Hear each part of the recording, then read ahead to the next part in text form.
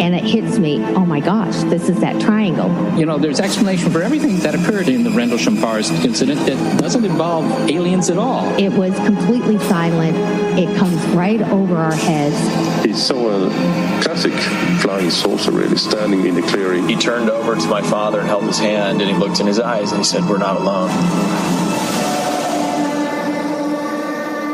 Welcome to Podcast UFO for our live show. We're live every Wednesday at 8 p.m. Eastern Standard Time on the Dark Matter Radio Network. Please remember to visit the website podcastufo.com for past episodes, blogs, and forums. During the show, feel free to participate live in our chat room. And don't forget to like us on our very active Facebook page. Hello, and welcome to the show. I'm Martin Willis, your host.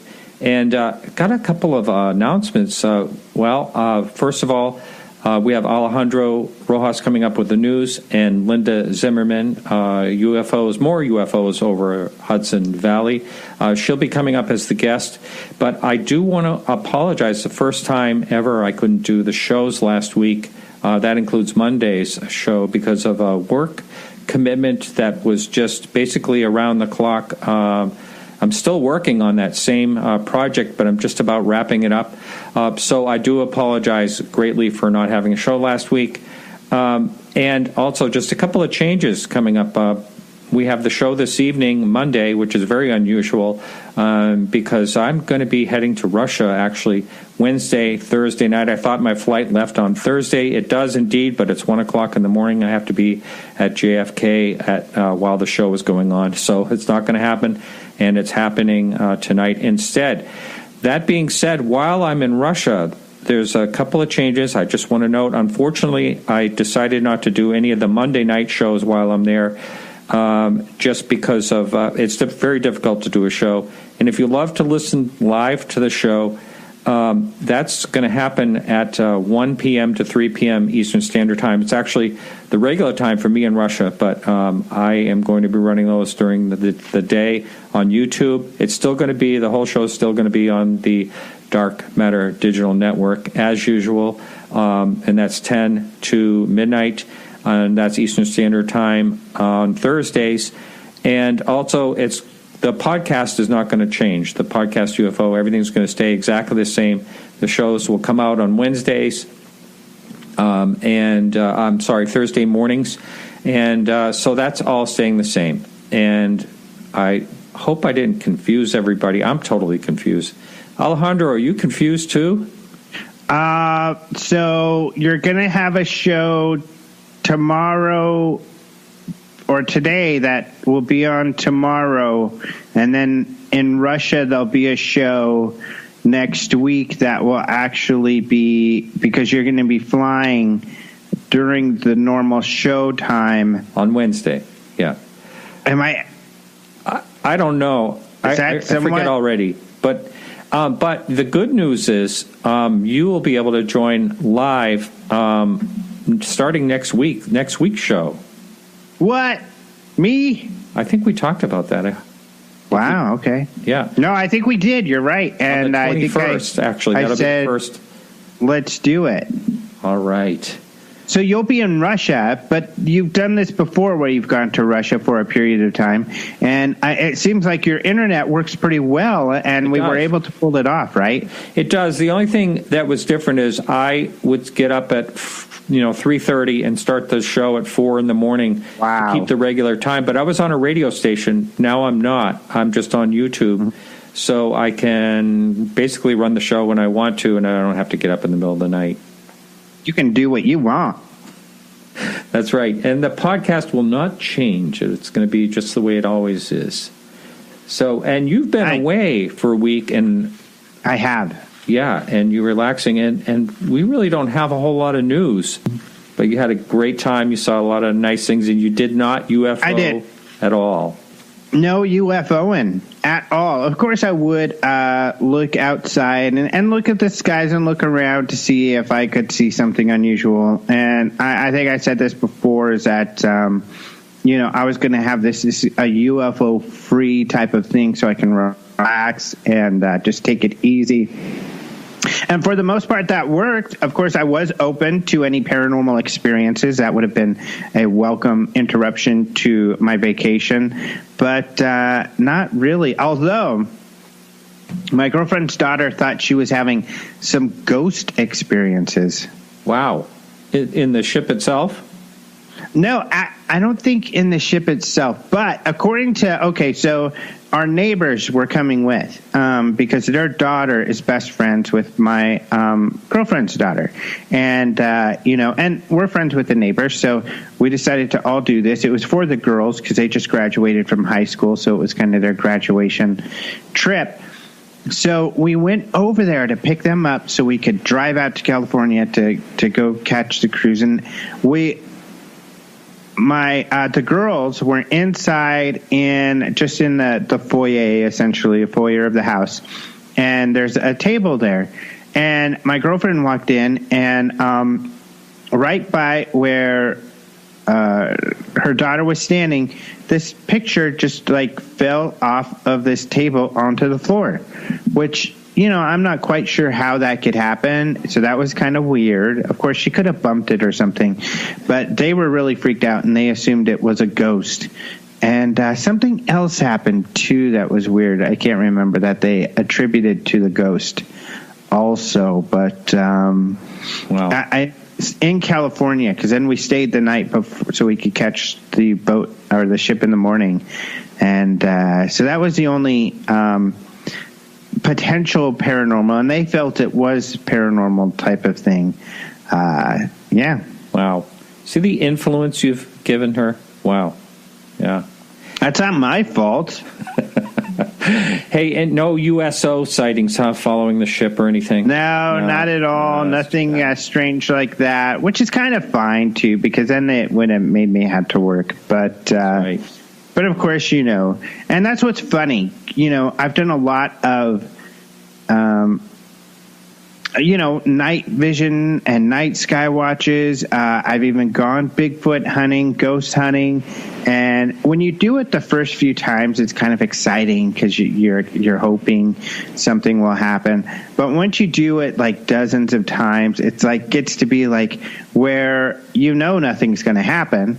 And you want something to happen, and you're prepared for something to happen, but nothing does happen. So it's always, kind of, you never get your expectations up. But, of course, it's exciting. It's that much more exciting when something does happen. It's kind of like fishing in a way, Yeah.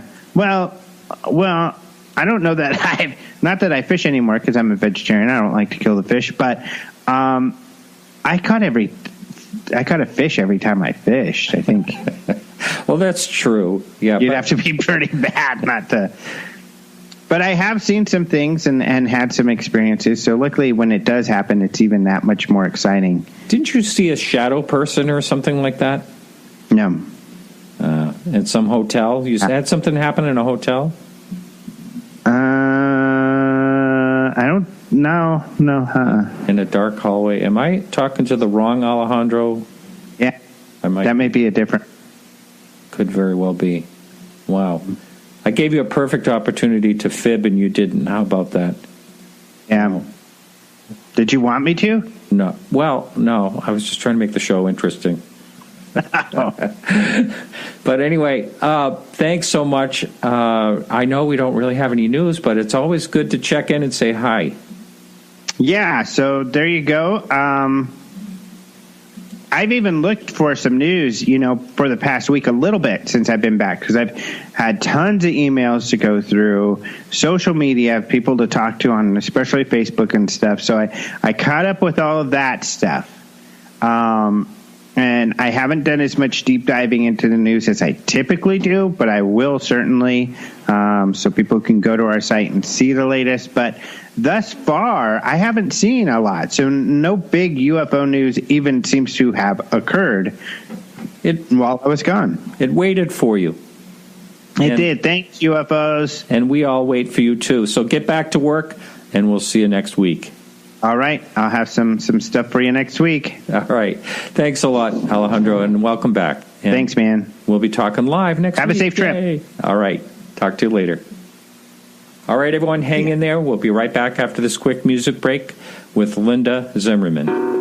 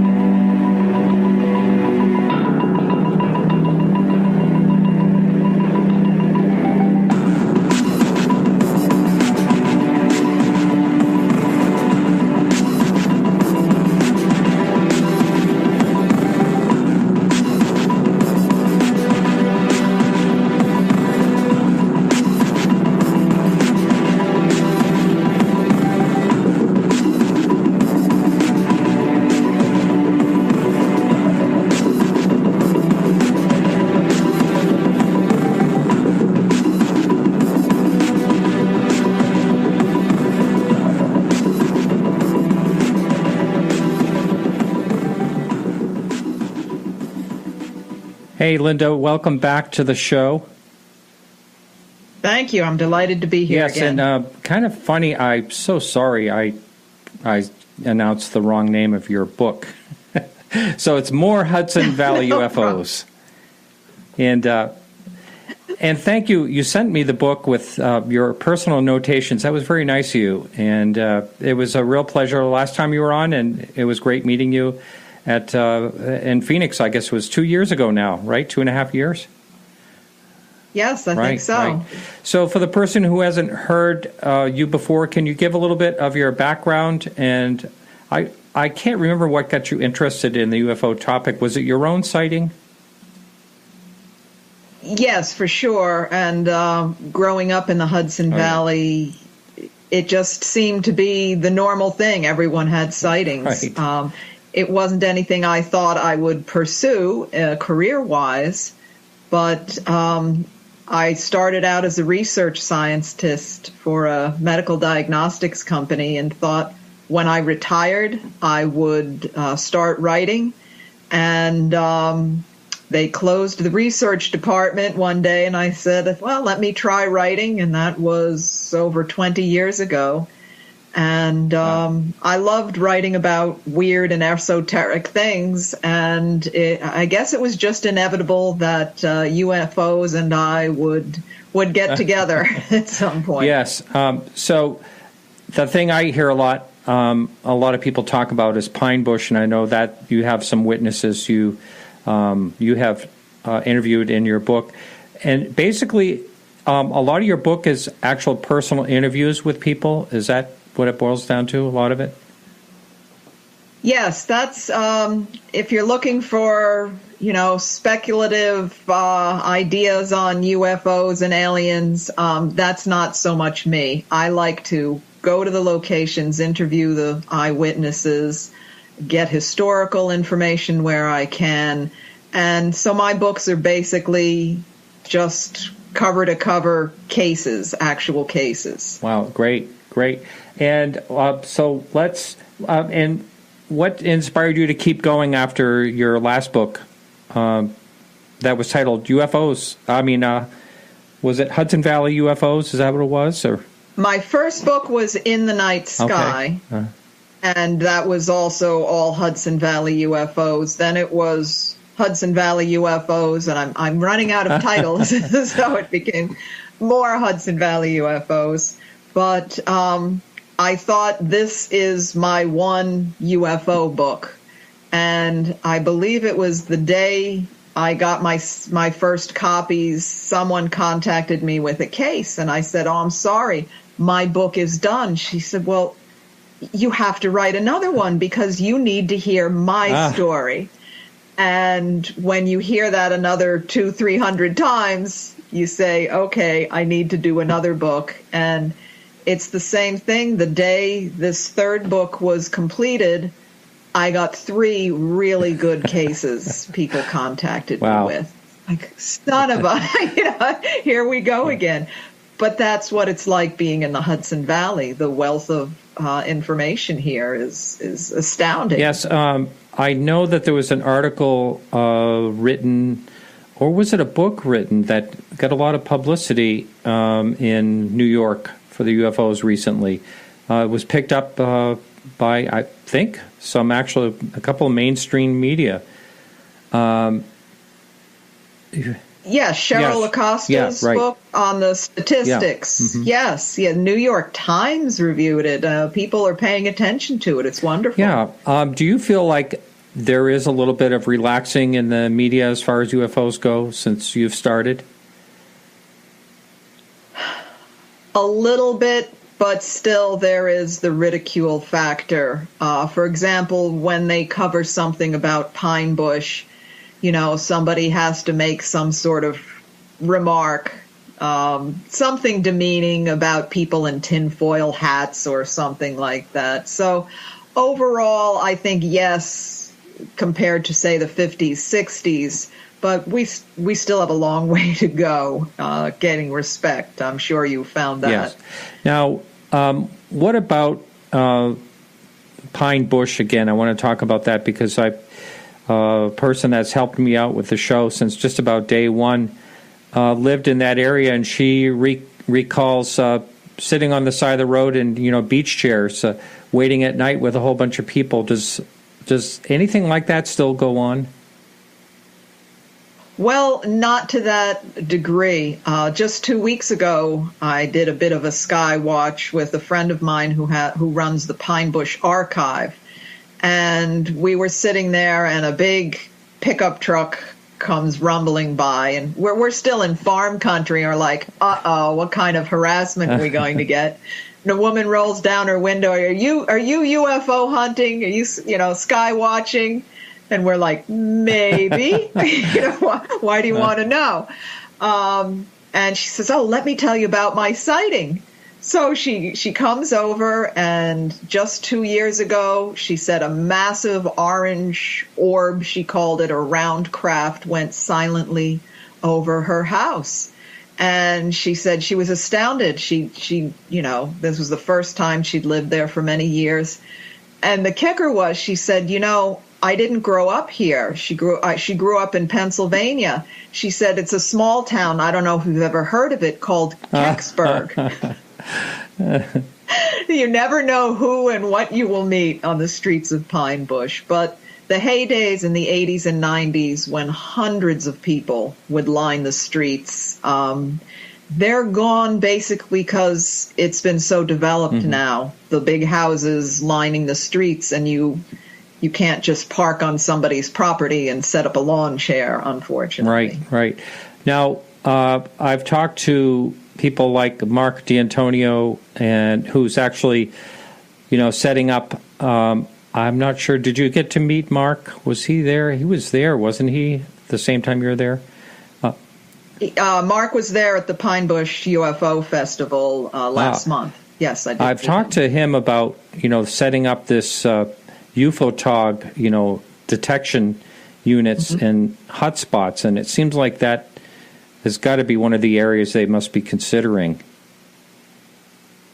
I would think it would be one of their first considerations in the Northeast. There's still wide open fields that if they could get permission, there are spots where you have 360-degree views, and I think that would be a great location. Now, I know that off the shore of Long Island, there was a bunch of filmed sightings that turned out to be just airliners, coming into JFK or something like that. But are any of these sightings in the Pine Bush area, for instance, since we're talking about that, have any of them been explained, or are they just all, a mystery? Well, we do have Stewart Airport 10 minutes away, and a lot of traffic comes into that airport, and some small regional ones. And, of course, we're in the New York metro area. So usually within the first 10 or 15 minutes, if you're doing a sky watch, you can identify the paths that most of the airlines are taking. Certainly that has been some of it. Wishful thinking that you're seeing a UFO coming in for a landing and it's going to Stewart. But the sightings go back to the 1920s. And the nature of the sightings, it's very unique in Pine Bush. A lot of the activity comes up out of the ground and back into the ground. People have seen craft they described as like Ferris wheels spiraling, coming up out of the woods, out of the ground, lights coming up and out. And it's very unusual, the sounds you hear from the ground as well, like there's machinery under your feet. It's really, it's worth it to go and visit and see for yourself. Wow, that is really crazy, huh? And what about yourself? Have you actually seen something in that particular area? We did a sky watch, I'd say, about 2 years ago. And there was an object moving. It was still evening. It was still light. And I had a pair of binoculars and put the binoculars, and I thought I'd be identifying an aircraft. It was small, round, wingless, and moving very fast under the clouds. I was trying to think perhaps some sort of drone. We have West Point Military Academy, and there is a military presence still at Stewart, but I don't know of any wingless round drones at this point. And we also, you get a strobe light effect there. And that same night, just as I'm thinking, well, nothing's going to happen, this strobe light went off like a camera flash. And we had no idea where it had come from. And I checked the weather forecast, the radar map, and the nearest lightning strikes were over 70 miles away. Wow. So I don't know how to explain that as well. So things are still happening in Pine Bush, mostly rectangular craft in the last few years. Rectangular? You hear, yes. I'm hearing, it seems like all the time I'm hearing about, the triangular, but never, very, very rarely do you hear about, rectangular. A friend of mine had a rectangular sighting and, that looked like a box. But can you describe what they're seeing? They're seeing something longer than it is wide, a rectangle, generally a white light in each corner and a red light in the center. And I've had numerous reports of this over, I'd say, the last 5 years. Again, like the massive triangles, they're silent, generally dark black or gunmetal. One woman described something very interesting. She said it looked like the bottom of a glass-bottom boat, as if there was some sort of projection or rippling to the bottom of it. And one other person described that they could see the stars almost as if they were being projected on the bottom for some sort of stealth or invisibility. Wow.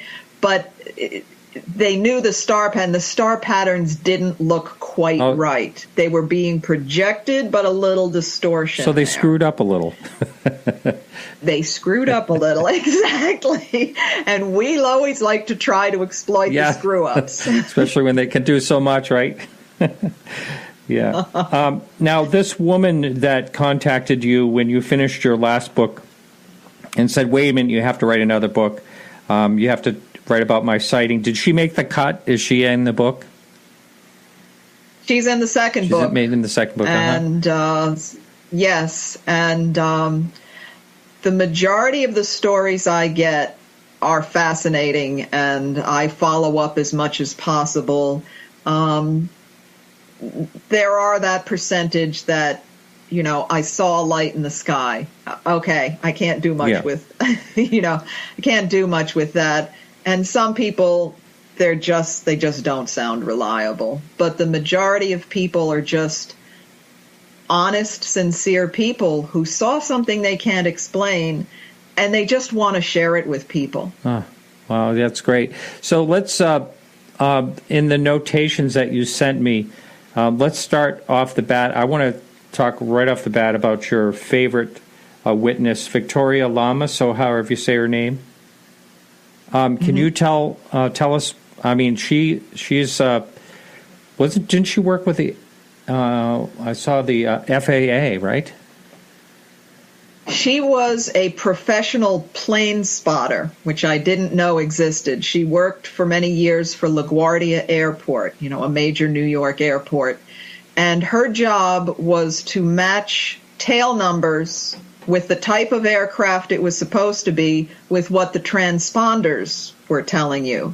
And I said, why would you do that? Well, because drug dealers and other criminals will steal a plane, alter the tail number, and then think they can just fly into a major airport, New York airport, and no one will notice. So she was trained to identify jets, small planes, helicopters of civilian, military, and commercial. This was what she did for a living. And a couple of years later, she was working at Westchester County Airport, living in that area. She's on her way home with her mother, and she looks up, and there's a craft so huge and so low, she can't see from side to side. She can't even tell what shape it is. Oh. She said she was doing her best to, did it say U.S. Air Force on it or property of, the United States? No markings, 2 lines of lights, one red, one white, but about 60 feet off the ground and just filled the sky. She gets out of the car. Her mother's yelling hysterically. Other people are pulling over. They're all yelling hysterically. She races home and calls her friend, who's one of the radar men at this Westchester County Airport. And he says, we have it on radar. I have no idea what it is. It's enormous. He's really excited. He said, we'll talk about this tomorrow. So she sees it for quite a while. In fact, this thing is hovering over her yard for several minutes. Next morning, she's pulling into the parking lot, and this radar man is running around the parking lot. She's like, what's wrong with this guy? He runs over to the car, and first thing he says, whatever you do, if you want to keep your job, you didn't see anything. It was a flock of birds. My God. She's like, what are you saying? Why are you saying this? Right after their conversation on the phone, military men with guns drawn burst into the radar room, into the tower, knocked over a table, knocking things over, were very intimidating, and in no uncertain terms said, if you people want to keep working here, it was a flock of birds. And that's where they had to end it. So when a woman whose job is to identify aircraft can't even tell me the shape of it because it was so huge, so low, and then she's threatened with her job. So I asked her, could it have been something military? And apparently the military men had it on their radar because there was an Air National Guard station at the airport at that time. They had seen it on their radar. That's why they rushed over to the civilian part of the airport and said, this is not ours, but you are not to talk about it. So this is actually one other thread that you hear about cover-up. I mean, this is plainly a cover-up. And just out of speculation, why do you think they would cover it up if it wasn't theirs? What do you think is involved in that? Do you think that the military doesn't know what these things are, but they don't want people to be afraid, or do you think they know more? Well, I think they have to know more. With the radar systems we've had for so many decades, they have to know what's coming in and out of our own airspace. My theory is the whole idea of government and military is power. And if you admit there is something you are completely powerless in the face of, how does that make you look? You lose your status, your credibility, your sway over the population. There could be a lot more to it, but as far as I can tell, that's probably the main thing. Do you think that in that particular case that some part of a country may communicate with another part of another country, along those lines about these things? Like someone is talking about it between countries, or do you think that each country just kind of, keeps their sightings under their own lid type of thing? I would think countries would talk to one another. Here, at least, I would think we're in communication with Mexico and Canada, as so many sightings have crossed, both airspaces or all three. I think it would behoove us to keep on top of things and want to know what's going on in the rest of the world. Again, I have no insider knowledge of secret groups, but it would just seem to make sense. There is definitely something going on. We need as much information about it as we can. But that's me. Yeah.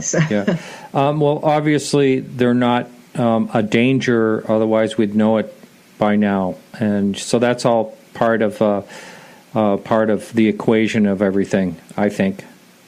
But, it's interesting to speculate on this whole theory, like who knows what part of the government does know and how, compartmentalized is it, Well, sure. Well, there was a case at Stewart Airport used to be Stewart Air Force Base, and they had a huge, enormous square building called the Sage Building. Semi-automated ground environment. I don't know why I remember that, but it was basically part of the Strategic Air Command, and they watched everything coming in and out of our airspace. And in the early 60s, he said everybody was, freaking out basically because something came from the southern part of the country racing at an unbelievably fast speed up the East Coast. Everybody saw it. They knew from the speed and the way this thing was moving, it was not ours. It was not the Russians. And he said everybody was buzzing about that for months.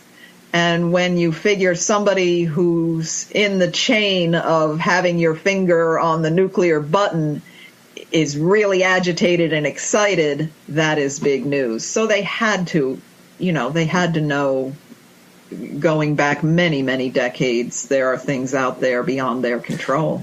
Don't you find it kind of unusual that, all the military people connected, say, for instance, the people that burst into the radar room there, with the guns drawn and all that, don't you think that if, they retire down the line or whatever, that there may be some loose lips, or do you think people were really, threatened or, have to really abide by their, classification to keep their pension or whatever it is, or do you ever think about any of that?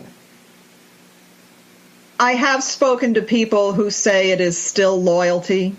I have spoken to other people who did mention pensions. They don't want to do anything to risk that.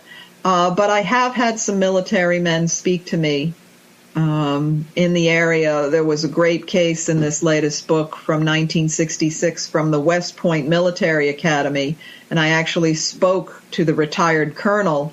I believe he was a captain at the time, but all the cadets and instructors are streaming out of the buildings looking up because there's this massive classic flying saucer shape flying low over the buildings, and the MPs were flooded with calls. The whole base knew about this. And I said, did you, he actually followed it down to the river. I said, did you talk about it with everyone? He, not ideal for career advancement. and he would talk about it with me today, but under the agreement that I would not reveal his name, because there's still that apprehension. Could they do something to him? I don't know that they would at this point for a sighting like that, but still, why risk it? What's to be gained? Right. Wow. So let's talk about a couple of other people that you found really interesting in your book on, that you interviewed. Oh, so many. I'll pick some out if that's all right. Oh, yeah. Sure, yes. Go ahead. Let's see. There was. You're in your own book, aren't you? Yes, unfortunately. So we'll get to that in a minute. Yes, I can. But I saw in here there was some drawings that. Let's just, for instance, talk about this really strange one, which is it Ed? Is that his name? Yeah, Ed, and I'm just trying to see where he's from. It's toward the end of the book. There's a drawing on a paper plate in 1974. Yes. Yeah. Yes, that was fascinating. I was, anytime I give a lecture in the Hudson Valley, I usually get at least a dozen people coming up to me afterwards to share their stories. And his story was just stunning and something I had never heard anything like it before. He was on the west side of the Hudson River, and at that point, he could see across to the city of Poughkeepsie, which is not far. And he said this light came down and it resolved into, the only thing he could describe is it looked like a mountain in the sky. It looked like it was actually made of rock. And on the bottom of it was some sort of lighted craft as if it was attached. He said it looked like it could detach from this enormous rock. And they watched it for many minutes. He couldn't estimate the size, but he said it was just enormous. And, a picture's worth 1,000 words. So I said, could you sketch it for me? So over on the refreshment table, he grabbed a paper plate and sketched this huge mountain shape with the craft under it. And, I said, I will take evidence any way I can get it. And this craft, as enormous as it was, moved away very rapidly. And he and several friends saw it. And maybe some of your listeners have heard of something like this, but I have never heard of something that looked like an actual mountain of rock in the sky. That was a new one. Yeah, I've never heard of anything like that. And you talked earlier about the vibrations and noises that people heard underground. That's back in Pine Bush, going back to that. Can you describe more of what that was like? Is it like almost like an earthquake or anything? Some people kind of describe it as a tremor, an earthquake, but mostly a hum or a vibration. What I hear most often is if someone was doing construction underground, the sound at a construction site, only if that was beneath your feet under the ground, which I don't know how to explain that. But I recently also got an email from a woman who said that she was one of those early West Searsville Road and Pine Bush sky watchers where the hundreds of people would gather. And she said she's standing there one night, and up out of the ground, she said, came a swirl of electricity, of energy. She said it almost looked like the rings of Saturn. And half a block away, it lit up a tree like daylight. And then it faded back into the ground. She said she ran towards it, as that's a true skywatcher. You run towards these things. Brave one. As fast as she could. And by the time she got to the ground, the rings were gone, but she said, the 4th of July sparklers, it was like these sparklers were leaping out of the ground. Jeez. And then it all faded and nothing was there. Did they? But that's what I'm... Wow.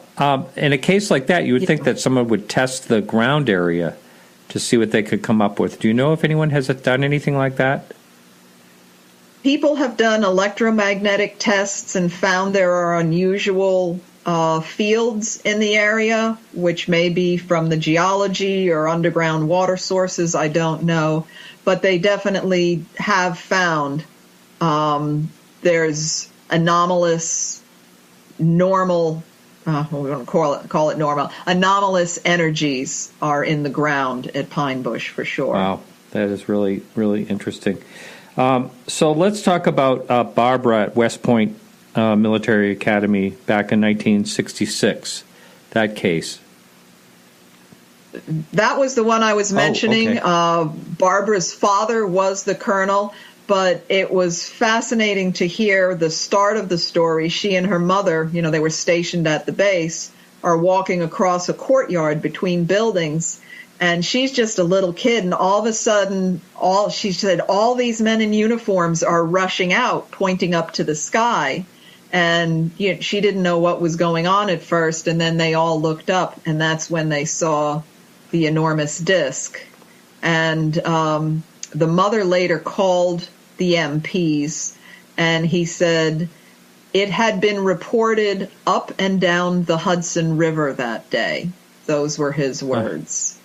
So that's pretty interesting when the military police state something like that, and also said they had been swamped with calls on the base that day.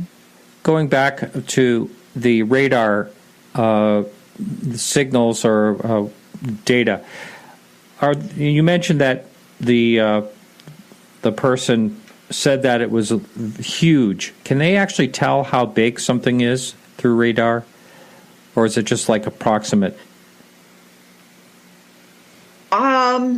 I'm not sure how detailed they can get. I'm sure with modern radar, it can be a lot more. This was 1983, so I'm not a radar expert, but I'm sure you could tell the difference between a jumbo jet and a small plane by the size of the blip, but he clearly said it was an enormous, huge object. Mm-hmm. So he had that capacity. Right. And do you have, when you're researching for your book, how do you go about that? Do you start out with, a lot of people used to start out with microfiche and look for cases. How do you actually do that, besides people contacting you? Other than that, yes, I spend a lot of hours getting seasick watching microfiche go by. But a lot of online newspaper searches as well. And that's one of the things that has really caught my attention is the wave of sightings I found in the Hudson Valley and in the Northeast from 1908 to 1910. And I've found countless articles from the Hudson Valley, from Boston, from Canada. Throughout this area, people were seeing at night an enormous dark cigar-shaped object with 1 to 3 lights. It could go up to an altitude estimated at least 1,500 feet, which is a key number because Wilbur Wright in 1908 set an altitude record of 361 feet. Right. Yeah. That's as high anyone had gotten in a plane. So 1,500 feet at night. No planes were flying at night. Many of the reporters, I have to hand it to them, they really did their due diligence. When there was a sighting, they would go around to anybody who might have a dirigible or a balloon, and they would report every balloon has been accounted for. And so you knew there was no man-made craft. But no one was hysterical. No one thought it was people from Venus or Mars. They thought it was somebody like the Wright brothers or Thomas Edison. They kept saying the genius inventor who has invented something that can hover, move at an incredibly rapid rate, can fly at night, can carry enormous searchlights, and they often described it was like they were searching for something.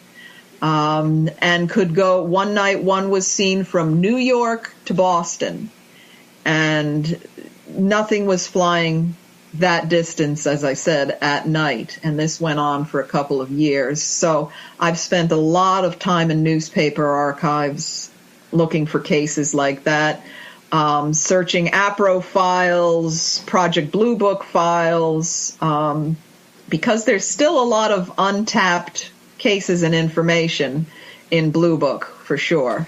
Wow. I am always fascinated by the early cases, especially when, there's the saying out there that the modern UFO age, there were no sightings before 47. That's what you hear a lot, which is, baloney. Exactly. And, Linda, we're losing you to the dark. You're going to have to Okay. you're going to have to turn on some type of light there. I can turn a light on good. now. Is that too glaring? No, that's fine. Yeah. Okay, sorry. Yeah. I'm so used to working in the dark, I don't notice anymore. Pretty funny. I want to talk about, you wrote an article about dogs and UFOs, and I found that I'm a real dog lover. I want to hear about that, the inspiration and about that. Sure. Well, I was looking at Open Minds. I love Alejandro Rojas's news on your show, and also, his news he posts on the website. And I saw this interesting case about where a deer seemed to be noticing the UFO. Mm-hmm. And I love these animal reaction cases. And I said, I've dealt with a lot of cases where dogs seem to have noticed something along with the owners.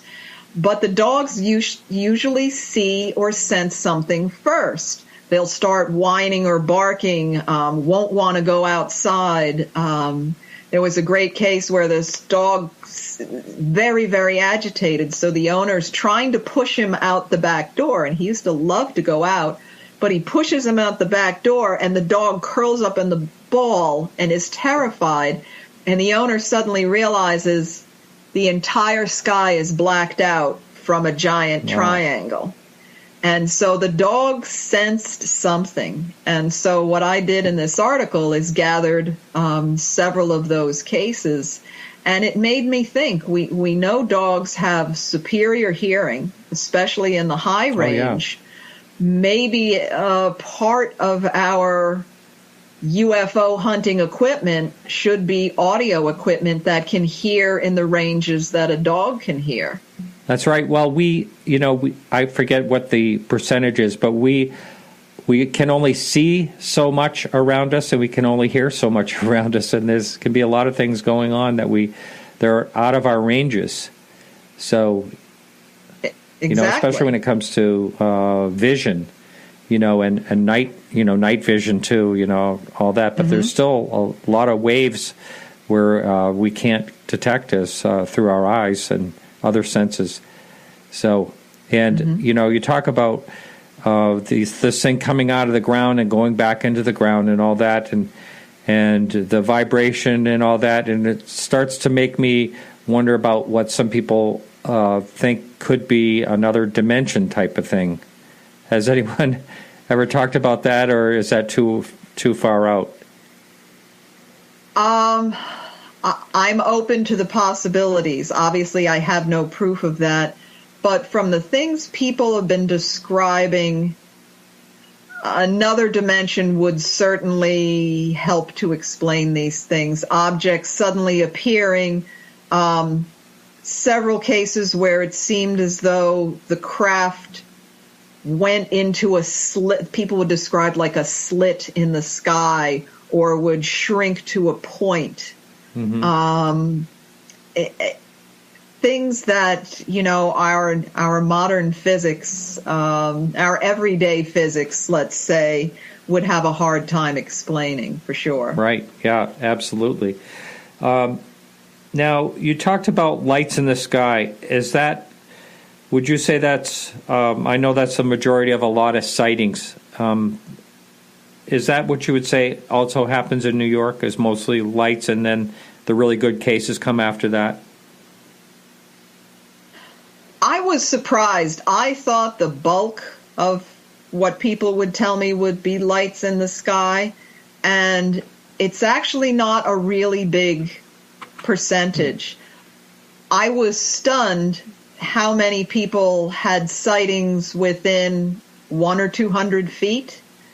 Prolonged sightings, missing time, if you want to get into that, very, very close encounters, seeing things hovering over their car, looking through, seeing the light coming out of the windows of these craft and picking out details. They were so close. And I can't say this happens everywhere in the world, but the Hudson Valley, it's very up close and personal I would say, even a majority of the cases. Of course, there's I saw something flying by, but that was the thing about the wave in the 1980s when the massive triangular craft were coming by. They were at treetop level, which I heard time and time again.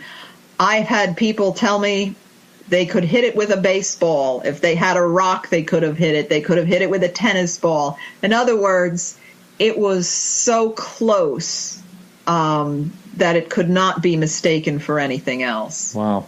Amazing. Yeah. How do you think the average person just gets over something like that, or do you think they carry it with them? No. Yeah, no. Getting over it is not something, when it's an intense sighting, that is not something that happens. In fact, part of my fascination was I wanted to see 20, 30 years later, how did these people who had these intense sightings handle it? How did it change their lives? And for the most part, these were life-altering experiences. And, they're grown up and have children now or senior citizens and, decades on from their experience.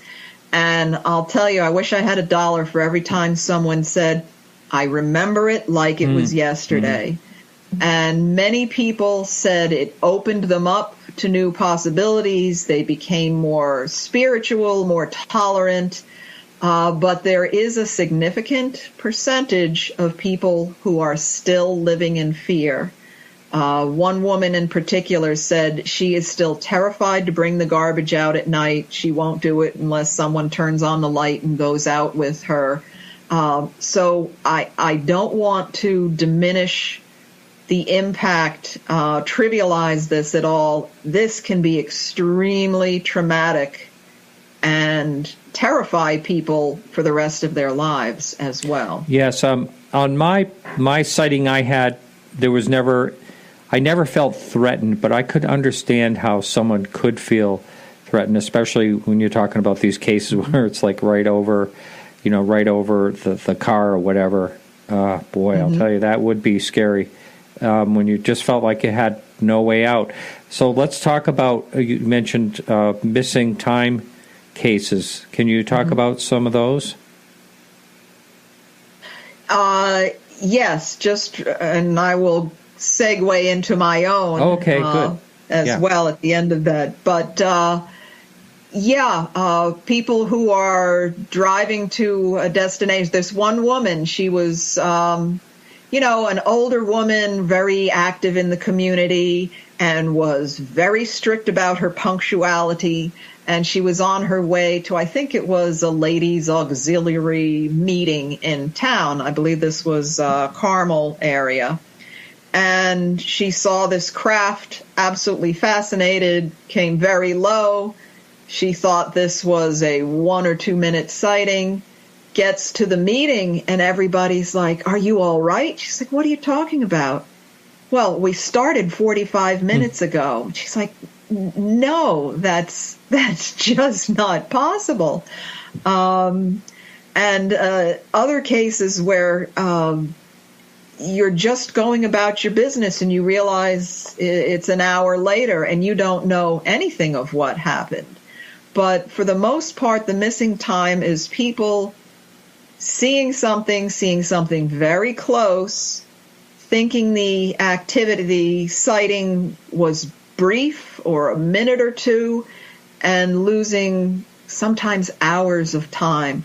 I've had many people say the next thing they know, they wake up, it's morning, and they're in their driveway, and they have no idea how they got there. And in addition to that, they may they have no idea of what happened, and maybe in a year, maybe 10 years, maybe it'll all come back to them. There was a fascinating case from the early 60s. A family was driving home from the movies, and a massive craft stopped in the road in front of them. And I love this description. The little girl went down on the back floor. She was so scared.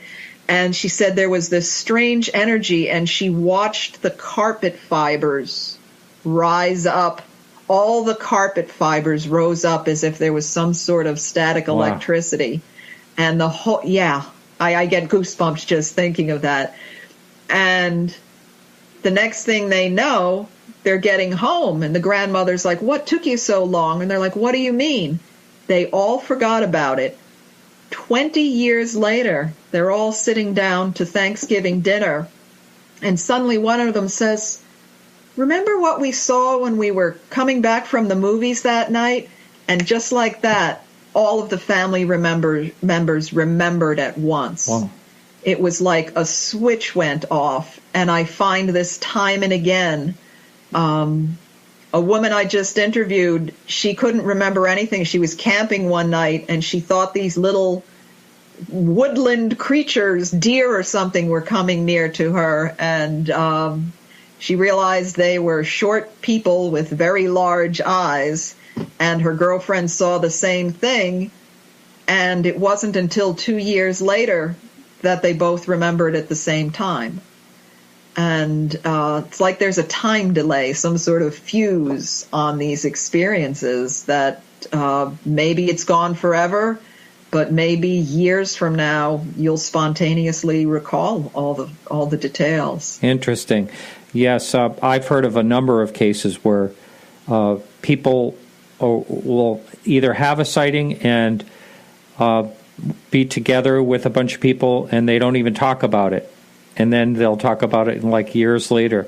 You know, they won't talk about it the next day or anything like that, but years later it'll come back as a memory many, many times. And, you know, maybe that is, let's say that somehow there's an abduction or something, and they're blocking out the time, also the memories. Perhaps maybe it only lasts for so long, or, you know, I mean, I guess that's what regression hypnosis can sometimes pull that up, if that's what it is. But let's hear. Right. Yeah, go ahead. Yeah. No, I was going to say I want to hear about your own situation. Oh, okay. I had written in the first book about a sighting I had very briefly. 3 lights were moving over my neighborhood, and we jumped in the car, and I thought we followed it up to this state park, Harriman State Park. And we watched it, and it was fascinating. These 3 lights came together in a burst of bright light, and as one glowing object lowered to the top of this mountain. At this point, a state trooper pulls up, and he's like, you know, I had run out of the door in my bathrobe, so I'm in the bathrobe with, you know, a couple of people in the middle of a state park at night. So I didn't want to sound completely crazy, but I said, just turn around and look. And he saw this glowing object on the top of the mountain. He said, get out of here now. And we did, and in fact, he blew by us. He was so terrified. Remember this, yeah. So I've been telling this story. I thought I knew every minute of that night because it was the most remarkable thing I've seen in my entire life. No question about it. And last, I think October, I said, I used to keep a diary. This was in the late 70s, early 80s. I said, here I am being a UFO historian, and I don't know the date of my own sighting. So one day I just sat there going through page after page, which is very weird going through your life 35 years ago. And I come across the date, December 9th, 1979, and I'm reading my own handwriting, and it talks about how we jumped in the car and went to this reservoir, and I stood there for an hour with a pair of binoculars looking at this craft zipping in one direction, stopping, going back and forth, and we watched this for an hour. And it was like reading the handwriting of a stranger, because I was like, no, that I never went to the reservoir that night. Why did I write this? Wow. So I was with my ex-boyfriend that night, so I called him up. I said, do you remember that night? He said, oh, yeah, vividly. And I said, did we go to this reservoir? He said, I remember going to the reservoir, but I have no recollection of what happened after that. And I'm like, oh, no, don't tell me that. One of our group does remember some of that night. Then the next night, we apparently went back to this state park, saw more of the strange things. I knew they would be there. I'm like, how did I know they would be there? I wrote all this stuff and then promptly forgot it. And had I not written that down, I wouldn't have known that happened. And I have tried and tried, let me relax and bring myself back to that time. Well, that's it for the free part of the show. Thank you so much for listening. This is the last time I'm going to be on American soil for a few months, so I'll be back in August. Remember, you can listen to the show live at 1 to 3 p.m. Eastern Standard Time on YouTube, or just go to our website, podcastufo.com. It's right there. That's if you want to listen to the whole show. If you want to support the show and listen to it as a podcast, all you have to do is give us $2 or more per month. All that information's on our website. Thanks so much, and remember to keep your eyes to the sky.